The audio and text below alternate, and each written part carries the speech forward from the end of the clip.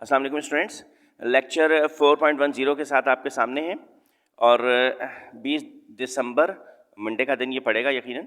और इसमें हमने आज सर्कुलर मोशन को मज़ीद आगे बढ़ाना है। 2 डायमेंशनल मोशन हम पढ़ रहे हैं और उसमें अब तक जो हमने बात की थी वो ये की थी कि डिस्प्लेसमेंट, जो एंड हमने किया था कि डिस्प्लेसमेंट लीनियर मोशन में डिस्प्लेसमेंट एस से ज़ाहिर किया जाता है और एंगुलर मोशन में इसे थीटा से ज़ाहिर करते हैं। तो लीनियर डिस्प्लेसमेंट और एंगुलर डिस्प्लेसमेंट, इसे मीटर में मेजर करते हैं, इसे रेडियंस में मेजर करते हैं।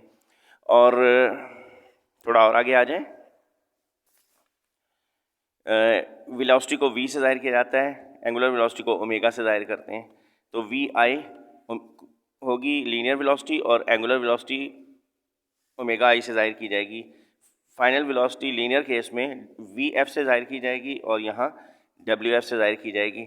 और ऐसे ही S is equal to V T होता है और यहाँ theta is equal to omega T होता है। तो ये इक्वेशंस में इसी लिहाज से चेंज आती है। एक्सेलरेशन को जैसे यहाँ हम ए से ज़ाहिर करते हैं और एंगुलर एक्सेलरेशन को अल्फ़ा से ज़ाहिर करते हैं। ये कुछ फंडामेंटल टर्म्स हैं जिनके जो लेबल्स हैं उन्हें उनमें थोड़ा सा डिफरेंस है एंगुलर मोशन और लीनियर मोशन में। अच्छा, अब आज हम एक चीज़ आपसे, एक नई टर्म तो नहीं है, पुरानी है, लेकिन भूल जाती है फर्स्ट ईयर में, क्योंकि हमारे प्री मेडिकल के स्टूडेंट्स को आमतौर पे इन टर्म्स के साथ वास्ता दोबारा कभी नहीं पड़ता। ये हमने बचपन में पढ़ा था, टेंजेंट। टेंजेंट अगर किसी के जहन में है तो बताएं, टेंजेंट क्या चीज़ होती है? टेंजेंट एक स्ट्रेट लाइन होती है जो किसी कर्व को टच करते हुए गुजरे, यानी कट ना करे, कट नहीं करे बल्कि टच करते हुए गुजरे। अब जैसे कि ये एक कर्व है, ये सर्कल है। अच्छा, एक लाइन में ड्रॉ करता हूँ, ये अब ये इस सर्कल को टच करते हुए तो गुजर रही है, इस जगह पर ये टच कर रही है, लेकिन इसने इसको कट नहीं किया। अगर कट करेगी तो ये एक जगह से नहीं होगी, दो जगह से कट हो जाएगी ना, एक इधर और एक इधर। तो टेंजेंट की खासियत ये होती है कि वो किसी कर्व को सिर्फ एक ही पॉइंट पर टच करता है, सिर्फ एक पॉइंट पर, उसके अलावा कहीं टच नहीं करता है। तो ये ऐसी लाइन जो किसी स्ट्रेट किसी कर्व को टच करते हुए गुजरे उसे टेंजेंट कहते हैं। ये तो डेफिनेशन है टेंजेंट की और समटाइम्स ये यूज़फुल हो जाती है, तो इसलिए मैं इस डेफिनेशन को यहाँ लिख रहा हूँ। तो लेक्चर जब आप लिखा करें तो पूरा ही लिखा करें, ऊपर हेडिंग डाल के डेट्स के साथ। तो ये आ रहा है आपके पास, क्या है भला ये? Tangent.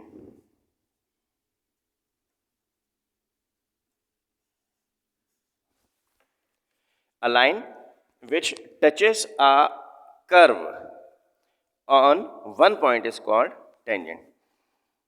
A straight line which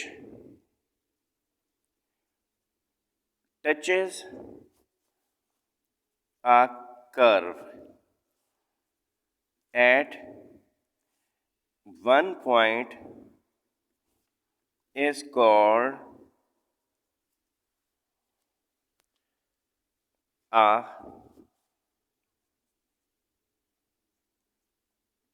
tangent. अच्छा, ये तो टेंजेंट की डेफिनेशन आ गई। अच्छा, मेरे सामने से धूप पड़ती है तो उसका ज़ाहिर है कि थोड़ा सा इमेज आता है। मैं उम्मीद करता हूँ कि ये आपको नज़र सही आ रहा है। तो क्या है tangent? Uh straight line which touches a curve at one point is called a tangent. और फॉर एग्जांपल इसकी ये आप एक डायग्राम बना देंगे। ये मैंने रफ सा सर्कल बनाया और इस सर्कल पे ये आप लाइन ड्रॉ कर देंगे। ये जो लाइन है ये टेंजेंट है, ठीक है, और टच इसने इस पॉइंट पे किया है। अच्छा, ये जो सर्कल को पर जो टेंजेंट बनाया जाता है उसकी एक खासियत होती है, और वो खासियत ये होती है कि जिस पॉइंट पे ये टच करता है, अगर उसको मैं ज्वाइन कर दूं इसके साथ तो ये 90 डिग्री का एंगल बनता है। ये खासियत होती है इस टेंजेंट की, ठीक है। तो टेंजेंट की क्या डेफिनेशन हो गई आपके पास कि एक स्ट्रेट लाइन जो कि अच्छा, मैं देख रहा हूँ कि पेज पूरा नहीं आ रहा है इसमें।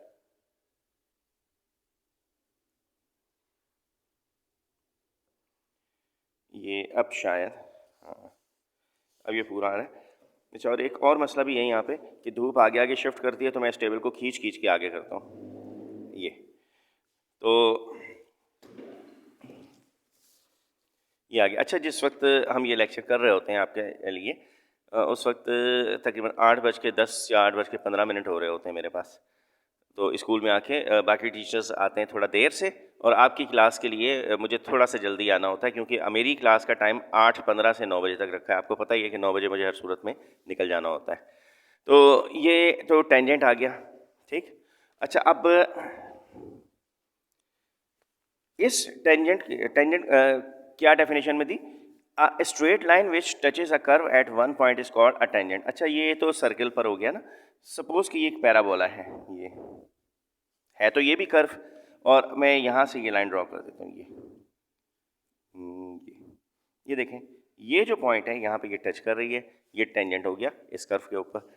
तो मैं ये कहना चाह रहा हूँ कि टेंजेंट से मतलब अब ये हरगिज़ ना लें कि सिर्फ और सिर्फ सर्कल को जो टच करते हुए गुजरे वो टेंजेंट होता है। किसी भी कर्व को जो स्ट्रेट लाइन टच करते हुए गुजरती है उसे टेंजेंट ही आप कहेंगे, ठीक है।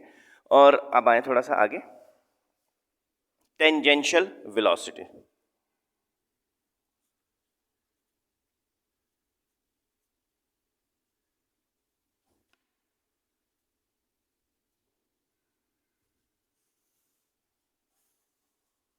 टेंजेंशियल वेलोसिटी, वैसे इसे नॉर्मली वी टी से जाहिर किया जाता है। टेंजेंशियल, टी फॉर टेंजेंट और वी फॉर वेलोसिटी। देखें, अगर आपके पास एक कोई शख्स है और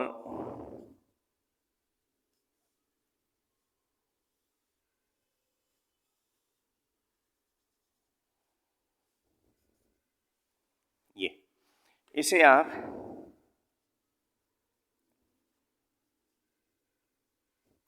ऐसे ऐसे घुमा रहे हैं, ठीक है। ये अब ये घूम रहा है एंटी क्लॉकवाइज डायरेक्शन में। अच्छा, कल हमने ये बात की थी, अगर मैं रिव्यू के लिए इस बात को करना चाहूँ, कल हमने ये बात की थी कि ये जो घूमता है ऑब्जेक्ट ऐसे, इसमें ये घूम रहा है ये ऐसे, इसकी जो एंगुलर वेलोसिटी है उसकी डायरेक्शन किस तरीके से मालूम होती है? राइट हैंड रूल से, यानी इस पर आप अपना हाथ रख दें ऐसे, और ये जो उंगलियों की डायरेक्शन है ये इस हरकत को जाहिर करे, ये जो घूम रहा है, ठीक है। मेरी उंगलियां भी देखें इस तरफ बेंड हो रही हैं, इनका कर्ल इस तरफ है। तो ये जो डायरेक्ट मेरा थंब है ये रिप्रेजेंट करेगा डायरेक्शन ऑफ मोशन की, ठीक है। तो अगर ये ऑब्जेक्ट ऐसे घूम रहा है तो एंगुलर वेलोसिटी होगी ऊपर की तरफ, ऐसे ऐसे, ठीक है। और मैं ये डायरेक्शन होगी एंगुलर वेलोसिटी की ऊपर की तरफ, ठीक है। अब ये वाली लकीर मैं हवा में खींच नहीं सकता हूँ ना, ये इस टेबल पर 90 डिग्री बनाएगी ऊपर की तरफ। और अगर मैं इसको उल्टा घुमा दूँ तो मेरा हाथ ऐसे आएगा और इस डायरेक्शन में ये कर्ल हो गया, मोशन हो गया इस डायरेक्शन में, और मेरा थंब जो है वो नीचे की तरफ होगा, तो इस टेबल के नीचे की तरफ डायरेक्शन ऑफ एंगुलर वेलोसिटी हो जाएगी। तो बहरहाल अब ये घूम रहा है ऑब्जेक्ट, ठीक है, ये सर्कुलर मोशन परफॉर्म कर रहा है। अगर ये ऑब्जेक्ट इस जगह पर हाथ से छूट जाए, ये इस जगह पर, तो ये इस डायरेक्शन में जाएगा ऐसे सीधा, और अगर यहाँ पे इसे छोड़ दें तो ये इस डायरेक्शन में जाएगा, ठीक है। तो ये जो ऑब्जेक्ट इस वेलोसिटी से घूमता हुआ आएगा इस तरफ, ये जो वेलोसिटी होगी this is called tangential velocity, ठीक है। अच्छा, तो वैसे ये तो मैंने उर्फ आम में ऐसे इस वजह से कह दिया ताकि हमारे बच्चे ज़्यादातर इस बात को समझ लें, वरना इस पॉइंट पर जो वेलोसिटी होती है इस ऑब्जेक्ट की इस डायरेक्शन में उसे टेंजेंशियल वेलोसिटी कहते हैं। तो अब आते हैं ज़रा आगे, हम देखें सर्किल के लिए कैरेक्टरिस्टिक जो इक्वेशन हम एक इससे पहले डिस्कस करके गए वो कौन सी है? वो है एस फॉर अ सर्कल। ये मैं आप सर्कल बना भी दूं, मेरे ख्याल में ये आ गया। अब जाहिर है मेरे फ्री हैंड सर्कल ऐसे ही बन सकते हैं, तो इसे आप सर्कल समझें, खुद आप ज़रा अच्छा सा बना लीजिएगा। ये आ गया सर्कल, और यहाँ से लेके यहाँ तक ये मूव किया है इसने, ये थीटा है, यहाँ से लेके यहाँ तक की जो लेंथ है इसे एस कहते हैं। और हमने ये बात कही थी कि फॉर अ सर्कल, अच्छा फॉर अ सर्कल, एक सर्कल के लिए S is directly proportion to theta होता है, यानी ये जो एस है ये वाला डिस्टेंस यहाँ से लेके और यहाँ तक ये यानी आप ये देखें ये यहाँ से लेके यहाँ तक ये एस है, ये पूरी लेंथ अगर मैं स्केल से मेजर कर सकूँ या अगर एक धागा हो इस सर्कल के ऊपर और मैं इसका इतना हिस्सा काट लूँ कैंची से और अलग कर लूँ, इसको मेजर करूँ, तो ये जो होगा ये आर्क लेंथ कहलाएगी और ये जो है ये थीटा है। अगर मैं इस थीटा को इंक्रीज़ करूँ यानी ये थीटा बढ़ा दूँ, ये यहाँ तक चला जाएगा, तो थीटा बड़ा हो जाएगा तो आर्क लेंथ भी बड़ी हो जाएगी। इसका मतलब ये है कि अगर आपको एस इंक्रीज़ करना है तो आपको थीटा भी इंक्रीज़ करना पड़ेगा, यानी दोनों में डायरेक्ट रिलेशन होता है, डायरेक्ट प्रोपोर्शन होते हैं दोनों। तो S is equal to theta, X is directly proportion to theta, और अगर मैं इस साइन को हटाऊं तो ये आता है इज इक्वल टू कांस्टेंट आना चाहिए यहाँ, और आगे आएगा ये वाला थीटा एज इट इज आ जाएगा ये। अच्छा अब मुझे बताओ कि जब सर्किल में कोई ऑब्जेक्ट घूमेगा यूं यूं, तो फर्स्ट करो कि जब ये ऑब्जेक्ट इधर है तो इसकी आर्क लेंथ इतनी है, ये अगर ये ऑब्जेक्ट यहाँ आ जाए इस जगह पर तो आर्क लेंथ कितनी हो जाएगी यहाँ से लेके यहाँ तक, ये पूरी आर्क लेंथ हो जाएगी और ये पूरा थीटा हो जाएगा यहाँ से लेके यहाँ तक। तो सर्कुलर मोशन में थीटा चेंज होता है, आर्क लेंथ भी चेंज होता है, ये दोनों चेंज होते रहते हैं जैसे जैसे ऑब्जेक्ट घूमता रहता है। एस की लेंथ इस वाले की ये भी चेंज होती रहती है, बढ़ती रहती है, और थीटा भी इंक्रीज करता रहता है, इसलिए मैंने कहा कि S is directly proportional to theta. Constant इस पूरी हरकत में क्या रहेगा, कांस्टेंट इसमें रहता है रेडियस ऑफ द सर्कल, इसलिए यहाँ ये जो कांस्टेंट होता है इसे आर लेते हैं, आर, और आगे ये थीटा। और हम ये बात पहले आपसे करके गए कि S is equal to r theta होता है, यहाँ पे आर से मतलब है रेडियस, एस से मतलब है आर्क लेंथ, और थीटा से मतलब है एंगल। आर्क रेडियस मेजर होता है मीटर में, लेंथ आर्क लेंथ मेजर होती है मीटर में, और एंगल मेजर होता है रेडियंस में, ठीक है। और S is equal to r theta, ये कैरेक्टरिस्टिक इक्वेशन कहलाती है सर्कल की, S is equal to r theta. Arc length equal होती है रेडियस इनटू एंगल। अच्छा अब हम मालूम करने जा रहे हैं टेंजेंशियल वेलोसिटी। अब आए ज़रा थोड़ा सा और आगे हैं, तो एस, अच्छा अब ये पेज क्यों तब्दील हो गया, इसलिए मैंने एज लिख दिया, वरना आप उसी जगह आगे से कंटिन्यू कर देंगे। S is equal to r theta है, देयरफॉर आर तो कांस्टेंट है। अब मैं कैसे इस बात को एक्सप्लेन करूं, असल में ये डिबेट्स लाइव होना बहुत अच्छा होता है, लेकिन क्या करें कि आम तौर पे ये जो अंडरस्टैंडिंग वाली डिबेट है ये अब नामुमकिनात में से हो गई, इसलिए कि बच्चा सुनने को तैयार नहीं होता, क्लास में भी वो चाहता है कि दूसरे अपने दोस्त से दिन भर की बातचीत करे। जब ये डिस्कशंस हो रही होती हैं तो हमारे बच्चे मुतवज्जो नहीं होते, तो कई दफ़ा ये डिस्कशन होती है और फिर जहन से उतर जाती है। बहरहाल अब देखें ज़रा, तो अब अपॉर्चुनिटी तो ये है कि इस वक्त हमारा बच्चा घर पे अकेला बैठा हुआ ये लेक्चर देख रहा है, तो अगर इस वक्त वो गौर करे तो उसे समझ में आ जाए बात, लेकिन ऐसा हो नहीं पाता है, हमारे बच्चे बहुत कम कंसंट्रेट करने के आदी हैं। बाहर देखते हैं आगे, ये आ गया, देखें जी, यहाँ ये ऑब्जेक्ट मैंने रखा है, और एक मिनट है नहीं भाई, मैं ज़रा दूसरा मार्कर ट्राई करूँ, ये तो नज़र ही नहीं आ रहा।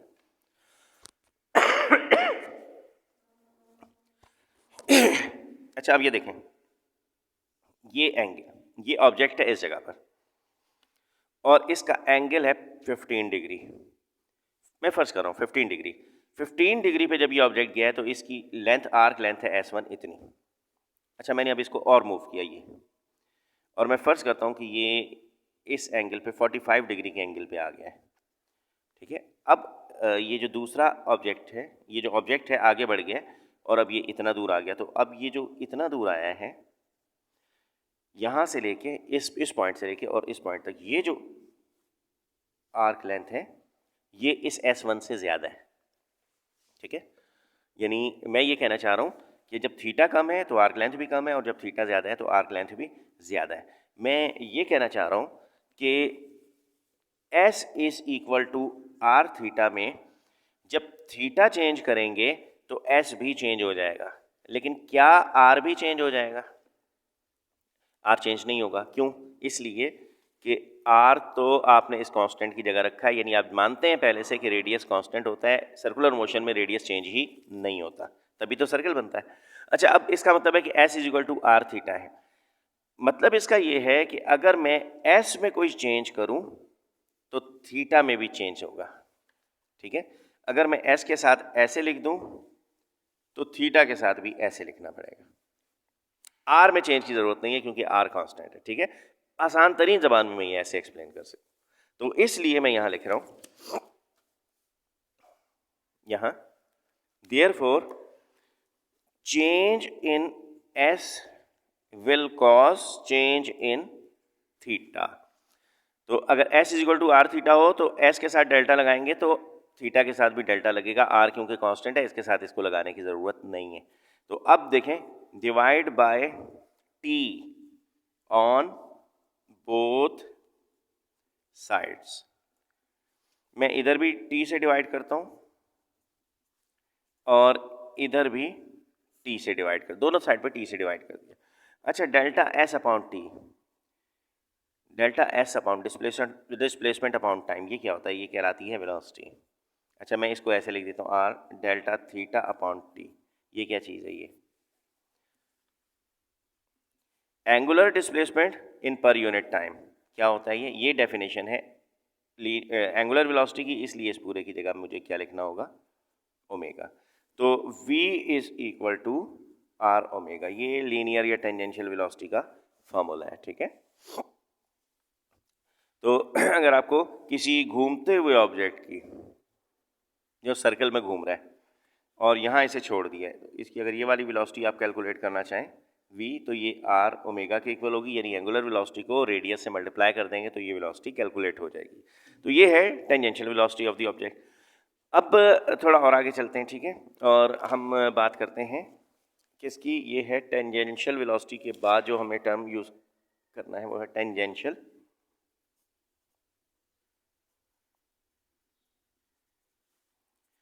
एक्सेलरेशन। कुछ बच्चे इसे अल्फा टी लिखते हैं, कुछ सिर्फ अल्फा लिखते हैं, बात एक ही रहेगी, ठीक है। अच्छा, अब बल्कि सॉरी, मैं कहने वाला था कि कुछ बच्चे इसे अल्फा लिखते हैं और कुछ अल्फा टी लिखते हैं, बात एक ही रहेगी। नहीं, ऐसा नहीं है। अल्फा से मतलब एंगुलर एक्सेलरेशन है, अल्फा टी से मतलब टेंजेंशियल एक्सेलरेशन है। तो अब देखें ज़रा, जैसा कि हम जानते हैं कि v is equal to r omega होता है। सर्कल में r से मतलब क्या होता है? r से मतलब होता है रेडियस। ओमेगा से मतलब क्या है? ओमेगा से मतलब है एंगुलर वेलोसिटी। और v से मतलब क्या है? Linear velocity. अच्छा, अगर मैं इस पूरी इक्वेशन को एक नज़र देखूं तो r क्योंकि रेडियस है,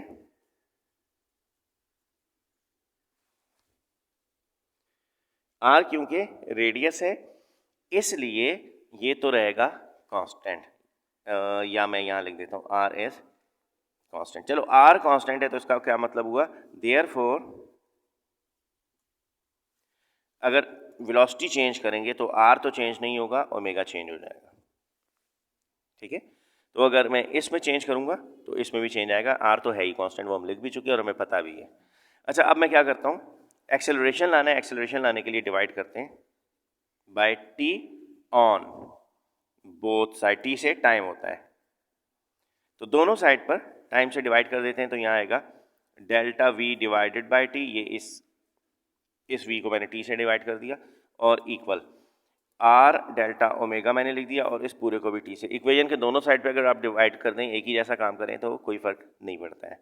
तो इस इक्वेशन को मैं एक दफ़ा फिर लिखता हूँ क्योंकि पेज मेरा तब्दील हो गया।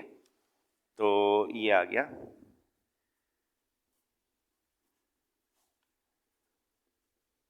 इसे ऐसे भी लिख सकते हैं, t दोनों के नीचे लिखा हुआ है, दोनों मल्टीप्लाई होने तो ऐसे लिखें या r के नीचे अलग करके लिख दें, बात एक ही रहेगी।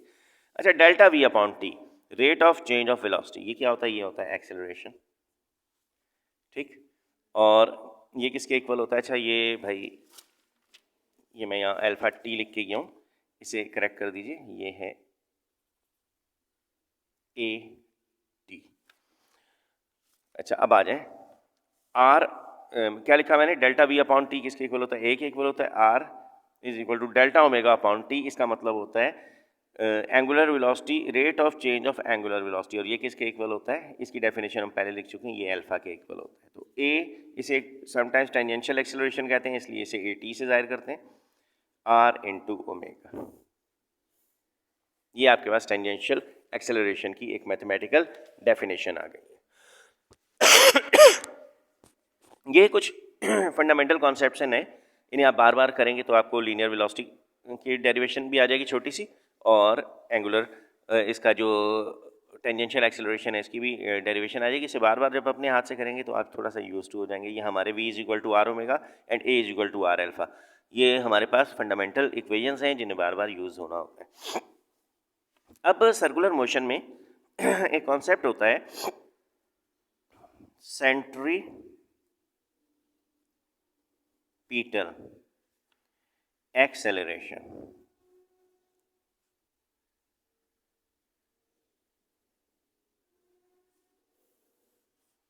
AC, centripetal acceleration. अच्छा, सेंट्रीपिटल एक्सेलरेशन इससे मतलब होता है बेसिकली सेंट्रीपिटल एक्सेलरेशन से मतलब होता है सेंटर लविंग एक्सेलरेशन, ऐसा एक्सेलरेशन जिसकी डायरेक्शन सेंटर की तरफ है। तो जब कोई ऑब्जेक्ट सर्कल में मूव करता है तो एक फोर्स उस पर एक्ट होती है जो सेंटर की तरफ होती है, इसे कहते हैं FC, सेंट्रीपिटल फोर्स। अच्छा, और ये आप देखें, ये सेंट्रीपिटल फोर्स सेंटर की तरफ एक्ट होती है। आप जब किसी ऑब्जेक्ट को दायरे में घुमाते हैं तो उस पर खुद ब खुद एक फोर्स एक्ट कर रही होती है जिसे सेंट्रीपिटल फोर्स कहते हैं। इसकी कोशिश ये होती है कि ऑब्जेक्ट सेंटर की तरफ खिंच जाए। अच्छा, और न्यूटन सेकंड लॉ ये है कि जब किसी ऑब्जेक्ट पे आप फोर्स लगाते हैं तो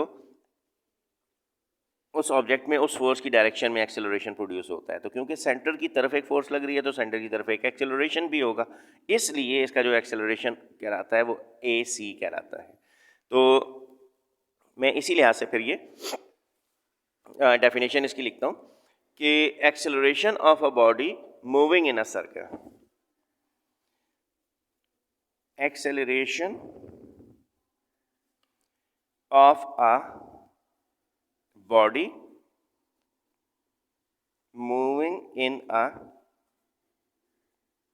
circle whose direction is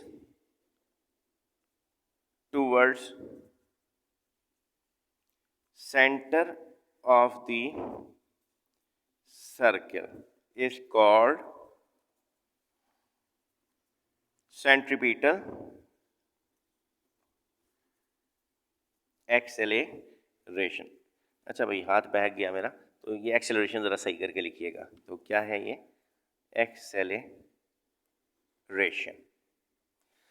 अच्छा, acceleration of a body moving in, एक ऐसा बॉडी जो कि सर्कल में मूव कर रहा है उसका वो एक्सेलरेशन जिसकी डायरेक्शन सेंटर की तरफ होती है उसे सेंट्रीपिटल एक्सेलरेशन कहते हैं। मैथमेटिकली ये AC इक्वल होता है v²/r एंड इट्स यूनिट, क्योंकि एक्सेलरेशन है तो यूनिट वही रहेगी, इज मीटर्स पर सेकेंड स्क्वायर। ठीक है, ये तो हो गया सेंट्रीपिटल एक्सेलरेशन। अच्छा, अब सेंट्रीपिटल एक्सेलरेशन की फाइनल एग्जाम में बाकायदा एक डेरिवेशन आती है, और जाहिर है कि वो डेरिवेशन अब आएगी तो नहीं, लेकिन हमें उसका प्रूफ आना चाहिए, इसलिए कि जो उसके ऑब्जेक्टिव पेपर आना है उसमें उसका फंडामेंटल कॉन्सेप्ट्स को अंडरस्टैंड करने के लिए उसकी डेरिवेशन हमें पता होनी चाहिए। एक दो दफ़ा हम उसे कर लेते हैं तो हमें पता होता है कि इस डेरिवेशन में, इस पर्टिकुलर क्वेश्चन में एक्टिविटी हुई क्या है। तो बहरहाल छोटी छोटी सी टर्म इंट्रोड्यूस होती रही हैं। अब तकरीबन हमारा चैप्टर इस पोजीशन पे पहुंच गया सारी टर्म्स को इंट्रोड्यूस करने के बाद कि अब हम इस पे थोड़ी सी आगे की बात कर सकते हैं। तो ये लेक्चर जिस दिन भी, मंडे को, क्यों आज मैं असल में लेक्चर एक दिन पहले रिकॉर्ड किया करता हूँ, आज मेरे पास थर्सडे है यानी जुमेरात है, और लेक्चर जब ये आपके सामने मैंने यूट्यूब पे अपलोड करना है तो उस दिन पीर चल रही होगी। तो इंशाल्लाह पीर के दिन शायद 20 तारीख पड़ेगी उस दिन, 20/12, तो उस दिन ये अपलोड हो जाएगा, तो आप उस दिन इसे ये देख भी लेंगे। ये जो लिखा हुआ मटेरियल है ये भी साथ ही अपलोड हो जाएगा। तो अब इसे साथ के साथ आप रोज़ का रोज़ थोड़ा अच्छे तरीके से कर लिया करें 2-3 दफ़ा, तो आपको समझ में आ जाए। तो हम इसकी थोड़ी सी भारी जो डेरिवेशंस हैं वो आराम से कर सकेंगे, न्यूमेरिकल्स डील करना हमें ईजी हो जाएगा। तो इंशाल्लाह नेक्स्ट क्लास में आपसे फिर बात होगी। थैंक यू बेटा, थैंक यू वेरी मच। और जितना ये आज किया है इसे बतौर असाइनमेंट 4.10 असाइनमेंट में आप रात 12 बजे तक जमा करवा दीजिएगा, क्योंकि अटेंडेंस मैं आजकल उसी पे लगा रहा हूँ। आप सब लोग टाइम पर करते हैं तो उससे ये आसानी होती है कि एक ही दफ़ा में सारों की अटेंडेंस लग जाती है। अब जब बाद में लेट वर्क कर रहे होते हैं तो मैं तो पुराना असाइनमेंट तो चेक मैं करता नहीं, जो करंट चल रहा होता है वही चेक करने होते हैं, तो मुझे पता नहीं चलता है कि किसने दोबारा से नया वर्क ऐड किया है उसमें। तो ये कि या तो जो लेट वर्क करे वो फिर मैसेज भी कर दिया करे कि मैंने उसमें असाइनमेंट ऐड कर दिया करे, ताकि मैं उसके चेक करके नंबर्स लगा दिया करूँ। थैंक यू बेटा, थैंक यू वेरी मच। अल्लाह हाफ़िज़।